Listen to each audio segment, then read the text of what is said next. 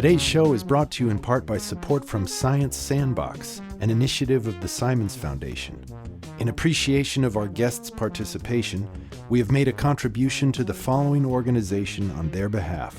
One Tree Planted. We plant one tree with every dollar donated. For more information, please visit onetreeplanted.org. We're seeing the devastating impacts of climate change, and there's bad stuff that's now baked in. The important thing is we can prevent it from becoming truly catastrophic to the point where we will exceed our adaptive capacity as a species. We don't want to do that. No. We're still within a range where we can cope with this if we prevent it from getting worse. And that's why it's so important right now that we in the United States and other countries around the world make the commitments necessary to get us off fossil fuels.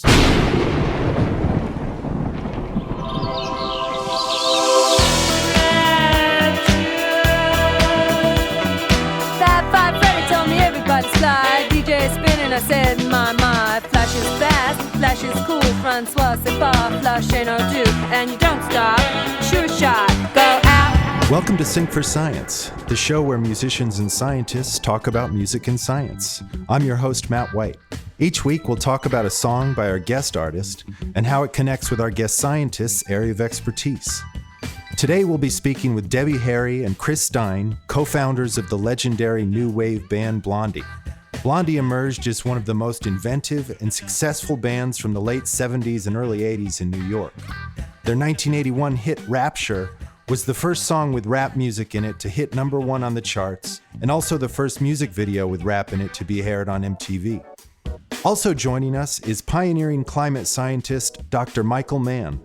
Dr. Mann came up with the now iconic hockey stick graph that represents the post-industrial sharp increase in global temperatures.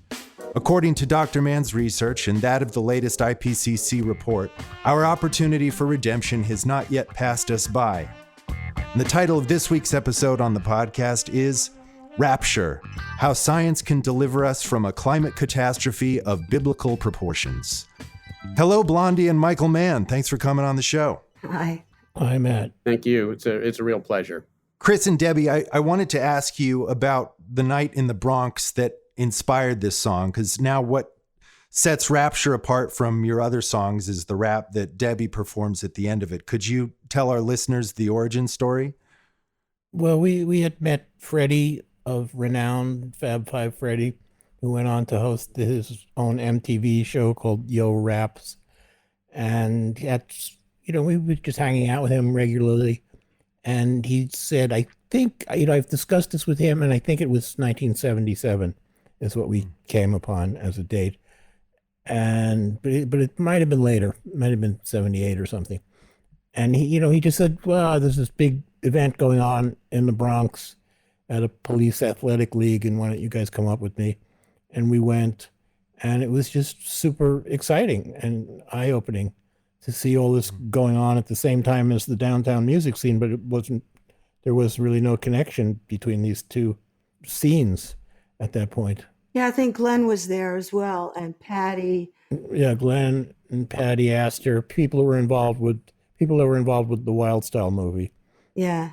And I'd read in one account, Nile Rodgers is there with you. Is that not the case? No, Nile was not with us. No. Nile was actually unfamiliar with rap himself, and when we started meeting with him for the first time, he was kind of a little, taken aback that he wasn't, it was a new form to him also. Well, how familiar were you both with rap music by that point? We'd heard Sugar Hill stuff, I'd heard Rapper's Delight was on the radio. So I had a basic conception of it, but seeing it in person was really eye-opening. And Grandmaster Flash was performing, right? Grandmaster Flash and probably like Cold Crush and Funky 4 plus one more. We were very much enamored of because they had a girl singer, and we brought them onto Saturday Night Live with us later on. It was a really great, very exciting event. It was nothing like what we were used to with bands being, filing on and off stage, one band replacing another. This was just continuous madness of, the DJs and the MCs coming up and performing in this sort of loop. Yeah. I sort of didn't realize, I don't remember especially there being any formality to it, as Chris was saying, that, and it also seemed that there were some like no-name kids that just jumped up there because they really had something to say, which was also very exciting. And it was like folk music to me. Mm. Although musically it wasn't like folk music, but the idea. It's folk music. Yeah. It's folk music. Yeah. Yeah. But, I was very excited because on a socio-political level, it was, literally all these marginalized kids finding a voice. Yeah, exactly. So that it was, it was very exciting. Yeah. And is it true, Debbie, you were so taken with Flash's prowess at the decks that you said, I'm going to mention you in this song we're doing? No, not especially. It's just that, he was one of the guys, he was the man, and we liked him, we met him, and Yeah, he came over to our apartment a couple of times. He was a good guy. Okay. he was a good guy, and we could see that, there was something really there. It was really something there. It was a vox pops kind of situation, and it had to go somewhere. It really did. It had to go somewhere. And so you, Debbie, did you write the lyrics, the melodic lyrics, and Chris, you wrote the rap? I think so. We collaborated on Yeah. most of it, but I was a big B-movie stoner at the time, so I wrote all this Man from Mars nonsense. But, Yeah. Eating cars. Yeah. You could construe that as a environmental message, perhaps. That's a stretch. Yeah. I get Ferlinghetti on Cosmos with Carl Sagan. Yeah. Okay. So you guys had 3 #1 hits at that point. Did having that level of success under your belt help inspire the confidence to try your hand at this completely different medium?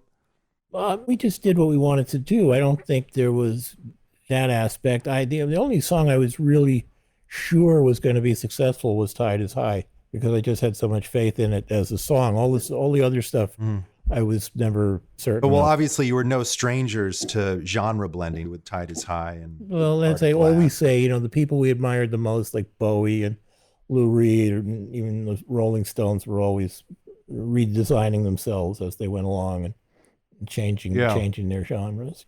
You were connected to so many important cultural moments. And I mean, you mentioned the downtown scene. So obviously you guys emerge, you come up with early CBGB's bands. And then there's an association, albeit small, with Studio 54. There's the early hip hop. I mean, Debbie, you sang with Kermit on the Muppet Show, for Christ's sakes. I mean, did you have a sense of their respective or their combined significance, all these things that you were connected to?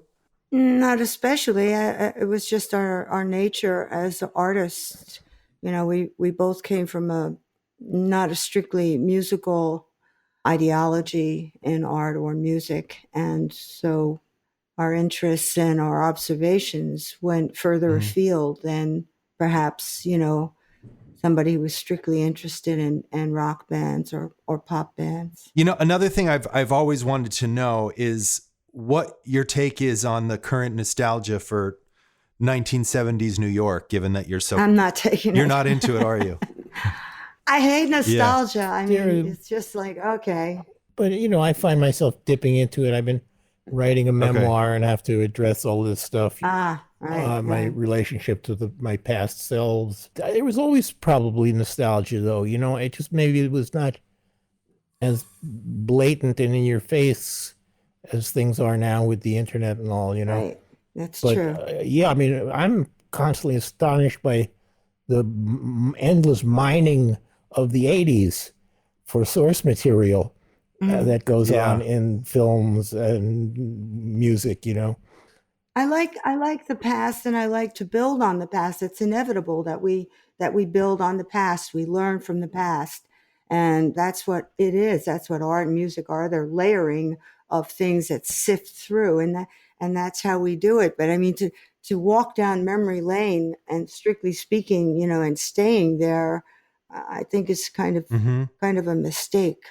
Really. Well, also, I see a lot of mediocre crap from the 80s that people are enamored of now. It's like, oh my God, that happened in my childhood, so it's amazing. But I could give a fuck about the Ninja Turtles, whatever. Chris. Have you guys seen the Fran Lebowitz Pretend It's a City series on Netflix? No, yeah, I should watch. Yeah, I know about it. I love Fran. Oh, Fran. I know about it. She's so great. Similarly, Debbie, she's lamenting how young people are approaching her saying how that they wish they'd lived in 1970s New York. And her response is, when I got here, I never said I wish I lived here in the 30s. Yeah, go get him, Fran. Well, Yeah. I would have liked to have seen the city in the 20s and 30s. Certainly, I don't write that Sure. off. But Yeah. as I always say, in the 70s, everybody I knew was constantly moaning and groaning about how awful it was and how they wanted to leave, but nobody left. So, and there's this great Lou Reed monologue where he says how uncomfortable he is everywhere else in the world, how horrible it is in New York, but how much more uncomfortable he is everywhere else in the world, So That sounds about right. Yeah. Now, there's an alternate version of this that's coming out, Yuletide Throwdown. Mm-hmm. Can you tell us about that? When we were recording Rapture, the first take of it was slower than the existing version, and I just got the master tape and worked it up at my home studio and put Freddie on it, and it became this Christmas thing. And it's been floating around for years, but there's never been a full on remix and release of it. Debbie is holding up the 12-inch right now, and it's got really cool art. That's nice. Yeah, I need that. When is that available? I guess for Christmas. Oh yeah, what was it? Just the nature of the lyrics it's a Christmas song. It's like Die Hard. Okay.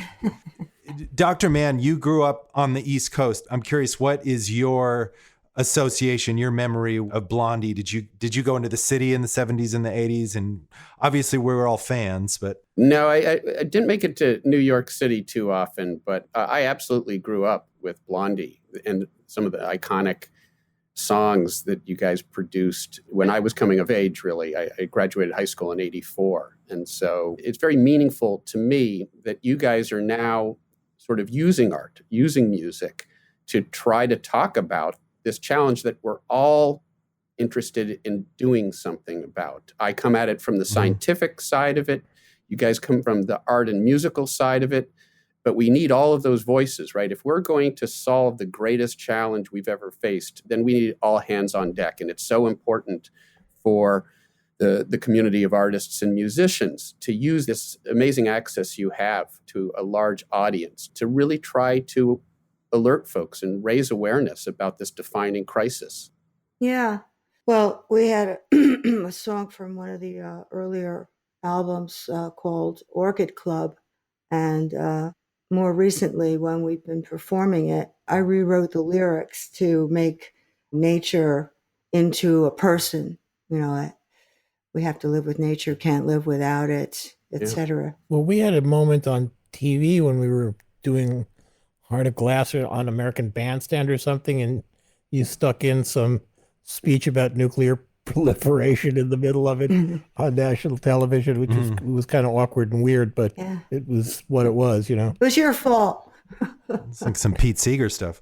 So, Dr. Mann, I just finished reading your new book. One thing that I would like to discuss is a process behind your most famous work, this hockey stick graph. And it must have required an enormous amount of creativity, just going into tree rings, digging up ancient ice to find out these temperatures from the Middle Ages. Could you tell us a little bit about how you were able to get that data and more about the graph itself for people who aren't familiar? Sure, and thanks for framing that way, because I think that's really important. Science does require a certain amount of creativity. It requires a certain amount of imagination. And so we're not that far apart in some sense in terms of our skill set and the tools that we use, musicians and scientists alike. And we're interested in solving this riddle of how did the climate change in the distant past. This was 1998 when the graph was published. This was the hottest year on record. So people were really starting to talk about the fact that this stuff is getting real. And that is the time period during which we published this graph. In fact, it was published on Earth Day, April 22nd, 1998. It got a huge amount of exposure, and it took on a life of its own that I wouldn't have anticipated, because we had approached this from a scientific standpoint. We were interested in addressing this question, how unusual is recent warming? We only have at the time, about a century of widespread thermometer measurements around the world. So we had to figure out how we could use information, as you alluded to, from these so-called proxy records, like tree rings and corals and ice cores, and pull them together, take all of the information in this disparate sort of collection of records, that any one of which required field work by teams of scientists. So there's so much work that actually goes into obtaining these archives, going to the Arctic or to high mountaintops to get ice cores, swimming below the ocean surface to get old coral records. My job, in a sense, was sort of easy. I didn't have to do all that. I got to analyze all of this amazing data that my fellow scientists had produced. And when we put it together, although it wasn't really what got us interested in the problem in the first place, when we sort of constructed the graph and we took a look at what we had found, it was shocking, because it did have the shape of a hockey stick. The blade of that hockey stick, the abrupt warming of the past century and a half that coincides, not coincidentally, with the Industrial Revolution and the burning of fossil fuels and the increase in carbon pollution in the atmosphere, very clearly had emerged from the noise. We could see this spike that was unprecedented as far back as we could go. 1,000 years at the time. Scientists in the 2 decades since then have been able to extend that much farther back. We're now fairly certain that the warming spike that we're seeing now is unprecedented in hundreds of thousands of years. So we are engaged in this dangerous experiment with the only planet that we know that can support life and us. And so, we might have our last opportunity. This could really be our last opportunity to make the commitments necessary to prevent truly catastrophic warming of the planet. So this is it. This is the moment. This is when we have to be talking about this and doing something about it. Yeah.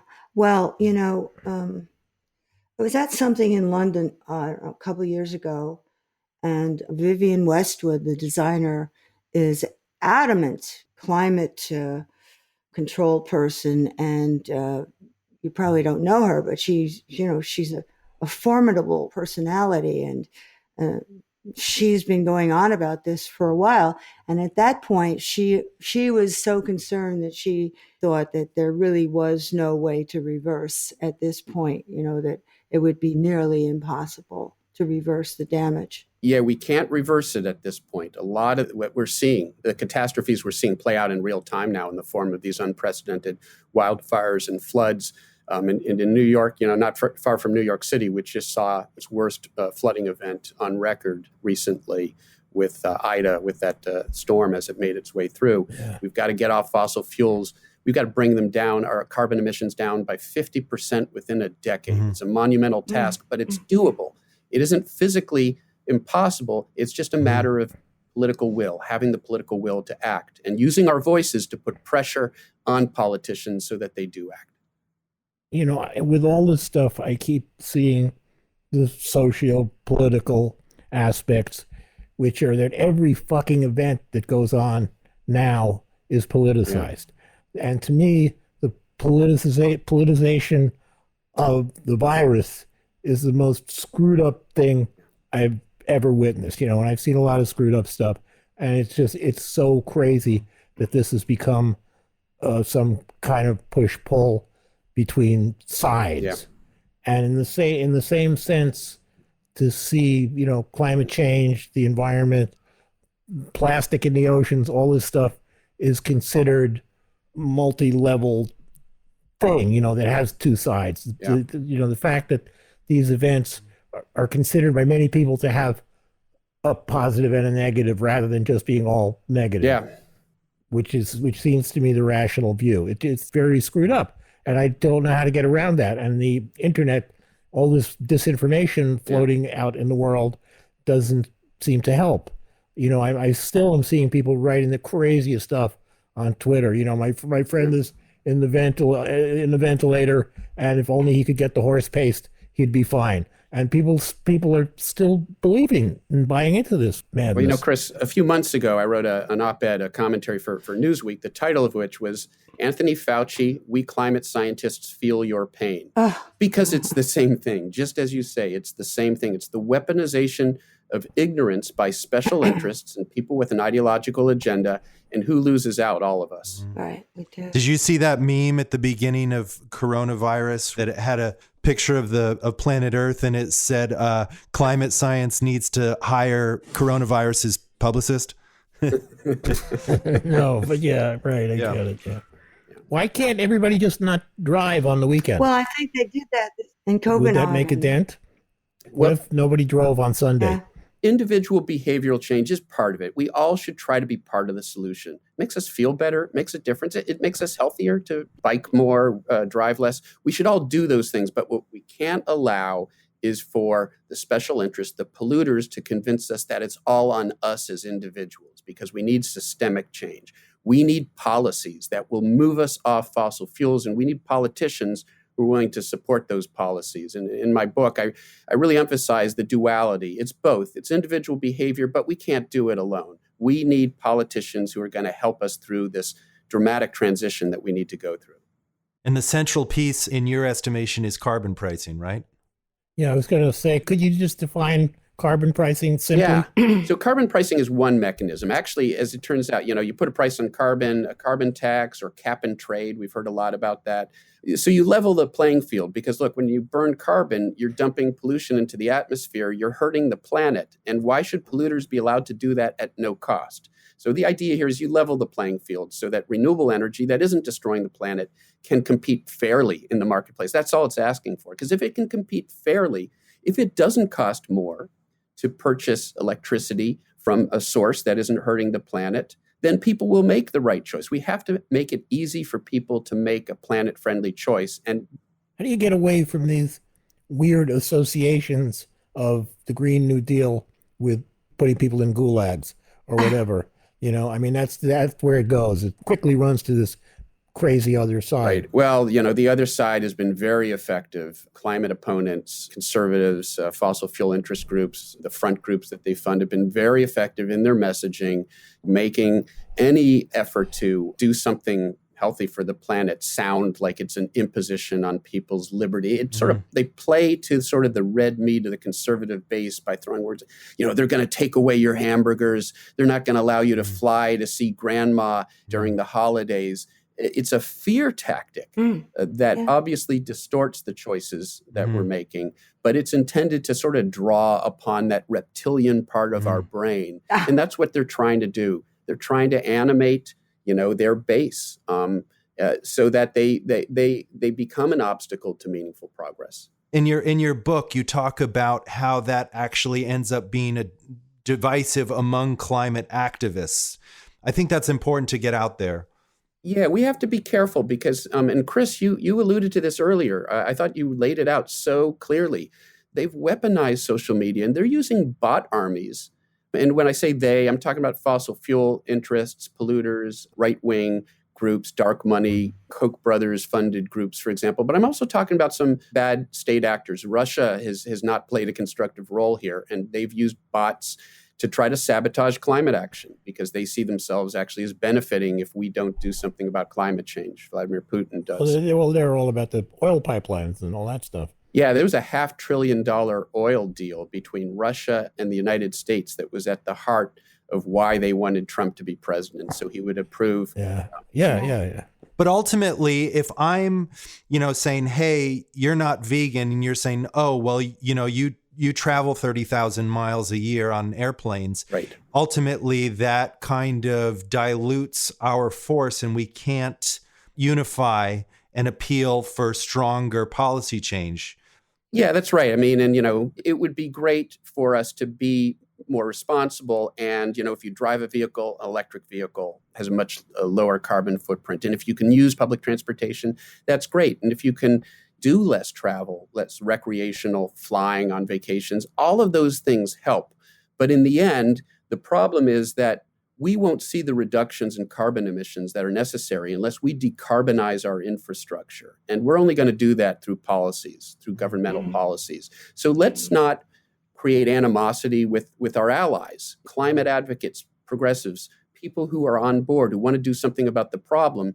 These bad actors that I was referring to use social media to get us arguing with each other, to get us finger pointing. Oh, if you're not a vegan, then you don't really care about the climate. Oh, if you had children, then you don't really care about the climate. If you fly, you don't really care about the climate, because then it devolves into a shouting match. It divides the community of climate advocates so that we don't speak with a united voice demanding action. And who wins? The polluters. And that's why they're playing that game. And so beware of that. Be aware of the way that social media is being used, is being weaponized to pit us against each other. Don't take the bait, and recognize that there are these underhanded tactics. Look, here's the problem for polluters. They can't deny climate change is happening anymore because it's starting to look sort of like the apocalypse that you guys sang about, in Rapture. We're seeing devastating climate impacts now, so they can't deny it's happening. So they've turned to these other tactics to try to prevent us from acting: division, deflection, etc. We need to reassess what the apocalypse is. Our buddy William Gibson, the writer, the great writer who invented the phrase cyberspace, he describes the apocalypse as what he terms the jackpot, as something that takes 50 years. It's not an overnight event. It's not you wake up the next day and all the men are dead, like I just saw on a TV show last night, That's one solution. That could help. Yeah. Well, to be perfectly honest, the political leaders who have done the most are people like Jacinda Ardern of New Zealand and Angela Merkel of Germany. Yeah. So we have seen far more leadership from women politicians, and that's relevant here. Maybe we need a little less testosterone in our political system. Well, what does true climate Armageddon look like in your estimation, Mike?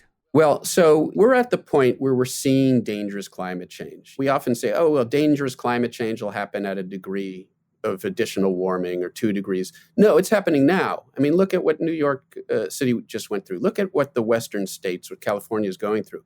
Dangerous climate change, and other countries, frankly, those countries that don't have as much wealth and infrastructure as us, who are far more vulnerable to the devastating impacts of climate change. Folks in the global south who don't have the means to insulate themselves against many of these damaging impacts. So dangerous climate change for all of these people, for so many people, has arrived now.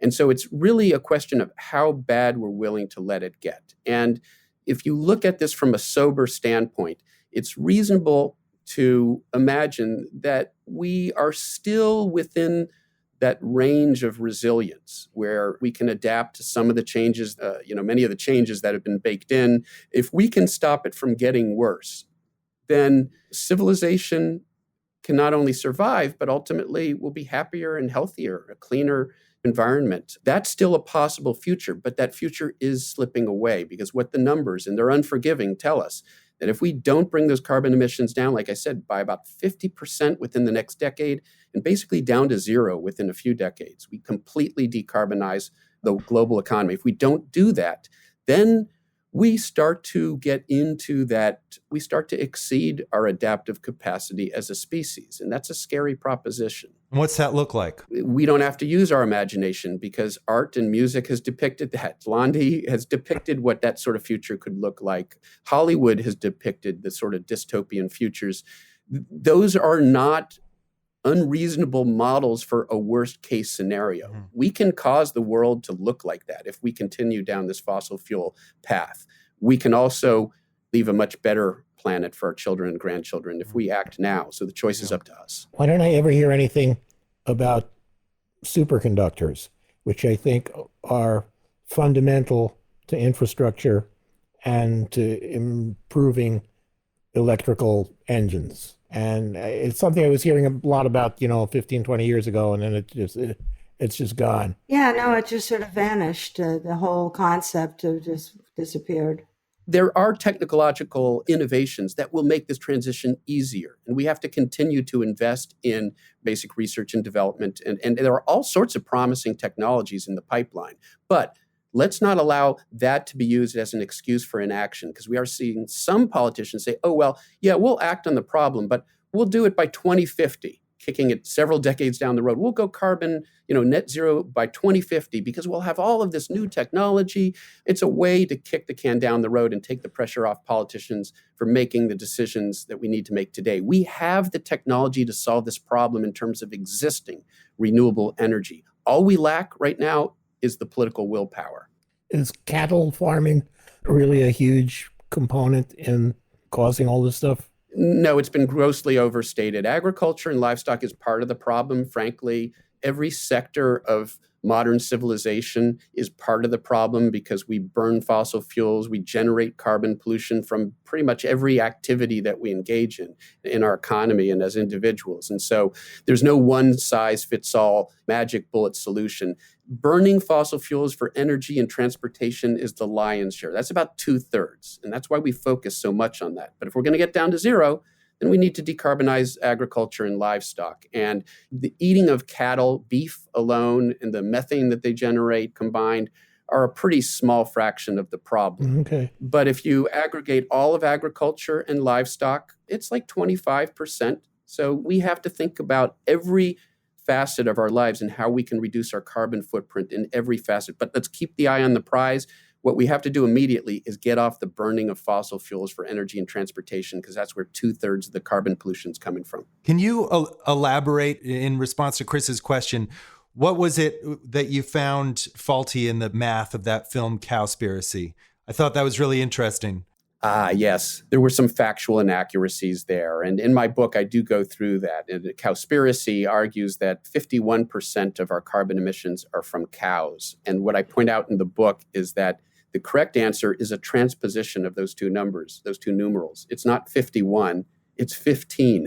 Just switch the 5 and the 1 and you get the right answer. It's a much smaller fraction of our carbon emissions. And they did some, basically where they go wrong in the accounting is they say, well, cows eat grass. And so we have to, grow grass and other feeds to feed them.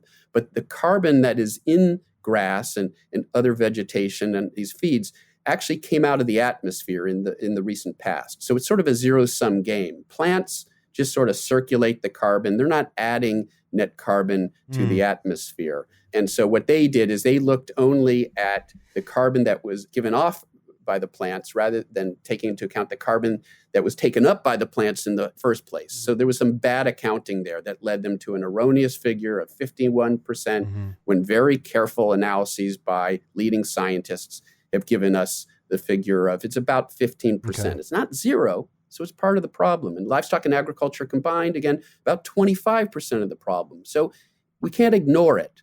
But again, let's keep our eye on the prize. And fossil fuels is the main culprit. All right. While you're at it, could you give us a chemistry and physics primer? What happens when exhaust leaves our cars? So the problem is the carbon in plants, the carbon we give off is carbon that's circulating in the atmosphere on timescales of years. It's not adding to the net carbon burden in the atmosphere. But when we dig up dead plant material from 100 million years ago, that's carbon that's been out of the system for 100 million years. When we dig it up and we burn it in the form of fossil fuels, oil, gas, natural gas, coal, then we're taking fossil carbon that had been buried in the earth for tens of millions of years, 100 million years, and we're adding it to the atmosphere over tens or 100 years, 1,000,000 times faster. We're taking carbon that nature buried over 100 million years and putting it back in the atmosphere in 100 years. That's the problem. Mm-hmm. So it's bad, but we can still do something about it, to be very clear. Yeah. Is there any merit to the idea that climate change won't affect the rich like it will the poor of this world? I think there's a lot of delusion by some people that they can somehow avoid the problem, build huge bunkers, those who have millions of dollars, fortresses. It's starting to sound like a Billy Idol video. And, to keep out the... Is that really going on? I didn't think that was even relevant. There is some of that going on. You see property values increasing in some places like New Zealand that are seen as sort of refugia as the planet warms. Right. So there's a little bit of that going on. But and the reality is that these folks do have the resources to sort of... So what, maintain for another extra 100 years? I mean, what the fuck, you know? Well, exactly, right. It gives them a little bit of added time because they have the means to build fortresses and move to new locations and fly off to better climates if they need to, but they're fooling themselves because it goes back to the Billy Idol video. What good is it to live at the top of that fortress when the rest of the world has become zombies that are intent on eating you in the end? That's not a world we want to live in. I got to brush up on my Billy Idol. What Billy Idol video are you talking about? I don't know about that one, right? Dancing with Myself, when he's up on top of it's a post-apocalyptic dystopian, and he's got these like zombies that are crawling the side of the tower. Yeah, we don't want that. Eating the rich is not really applicable because there's just not enough of them anyway. Very good point. That's the way I see it, you know. No, I mean, but the fact is that they're fooling themselves into thinking that they're somehow immune. But I do think that thinking has caused many plutocrats and the 1% to care far less about this existential crisis than they need to, because it's often said, no man is an island. In a degraded planet, none of us prosper. Mm-hmm. And so why do some progressives like Bernie Sanders not support carbon pricing?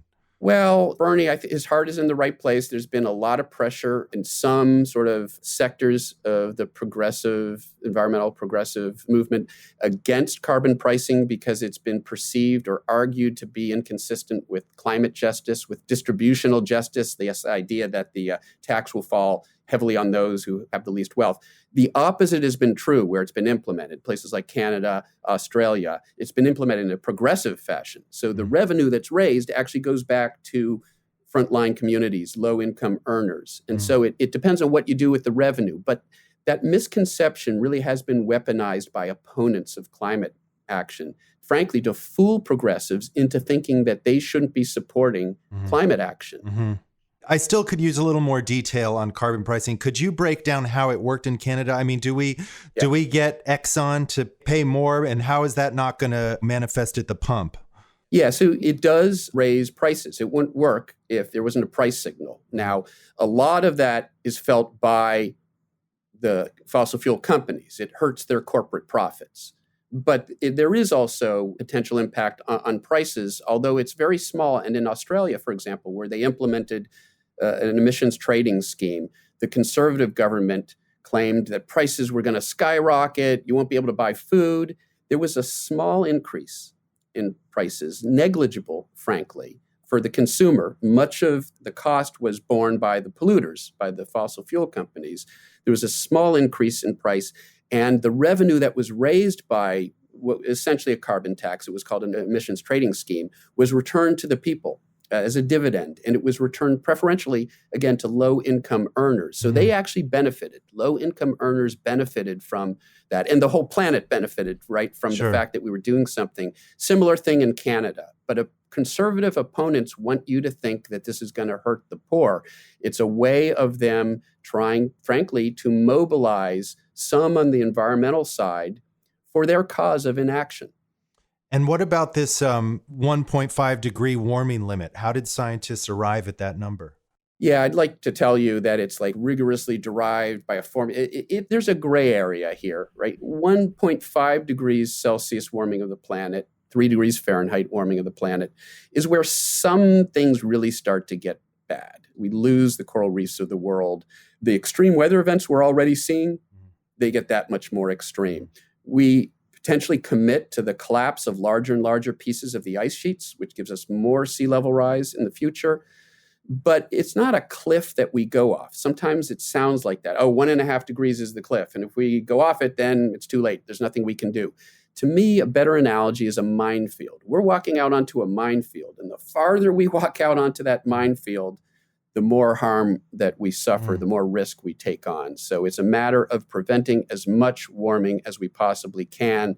And 1.5 Celsius is a pretty good number to put out there as to sort of a red line that we don't want to go beyond, because things really do start to get pretty bad at that point. And you think, Mike, that this idea of a runaway climate change is a misconception. Debbie and Chris, I need to tell you that Mike, in his book, Can Turn a Mean Phrase, he coins the phrase climate doom porn.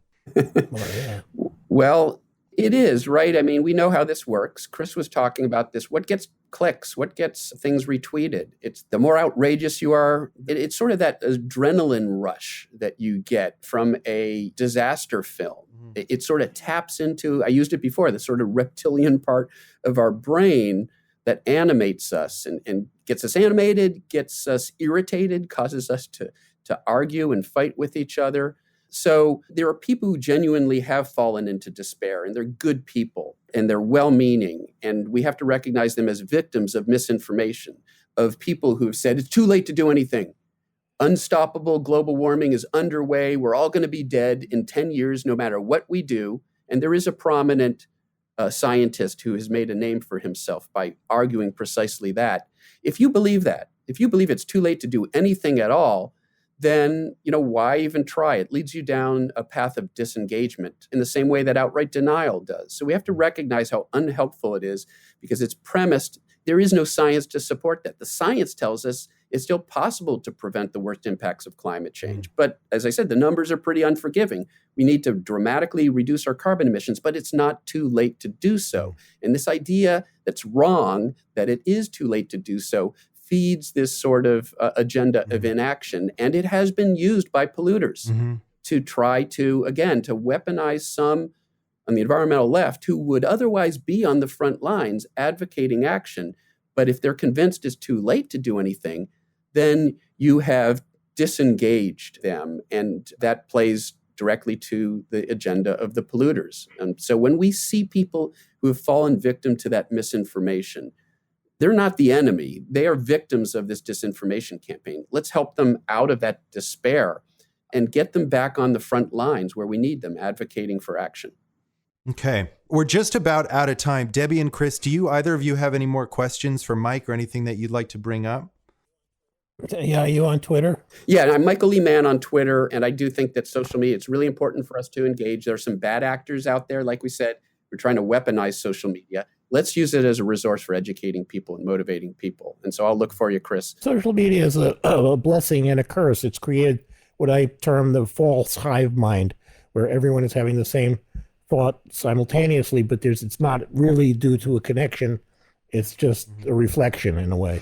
No, absolutely. Let's use it for good. What are 2 or 3 things, Mike, that anyone listening can do to help? Oh, well, vote in this next election and vote on climate. Make that the number one issue that you vote for, and use your voice in every way possible to put pressure on policymakers, to motivate others to vote, to demand action on the part of even those that we might think of as our friends, even those we might think of politicos as allies, are feeling so much pressure from the polluters that they're not always going to do the right thing without additional pressure brought to bear by us. So use your voice in every way possible. And that can be social media, that can be writing letters to the local editor, that can be just talking with your friends and family members and schoolmates and coworkers, making sure climate change is part of our daily conversation. I think that was 4 or 5 things, but there you are. And should I really worry about using paper towels, which I actually do, and plastic bags and all that stuff? We could have a larger conversation about the larger problem, because it isn't just climate change. It's how do we live sustainably on this planet? And a continued path of extraction and resource extraction is at some point incompatible with a sustainable existence on this planet. That's something we have to come to terms with. Yeah. But the most immediate threat that is part of that we face is the climate threat. And that's where I focus a lot of my attention right now, is on acting on climate. But let's continue to have this conversation about how more generally we can live sustainably on this planet. Okay. Thanks for your efforts. Well, thanks right back Thanks to all at you 3 of guys. you. Yes. Thank you. Be sure to pick up a vinyl copy of Yuletide Throwdown, Blondie's update of their song Rapture, and stream their short film Vivir en Habana on Amazon services. Debbie's first solo album will be reissued this year, and her memoir Face It will soon be available in paperback. Also stay tuned for the first authorized Blondie archive project, which will be released this August. Check out Michael's latest book, The New Climate Wars, The Fight to Take Back Our Planet, and stay up to date with his work by visiting michaelmann.net. Sing for Science is co-produced by Talkhouse and brought to you with support from Science Sandbox, an initiative of the Simons Foundation. Our music is by Panoram, media by Ottavio Media and Bailey Constas, and press by TCB Public Relations. Special thanks to Chris Nilsson, Tommy Manzi, Molly Fulner, Thing New York, and Sean Otto for their help with today's show. Please be sure to check out our other episodes and subscribe to the show. Thanks for listening.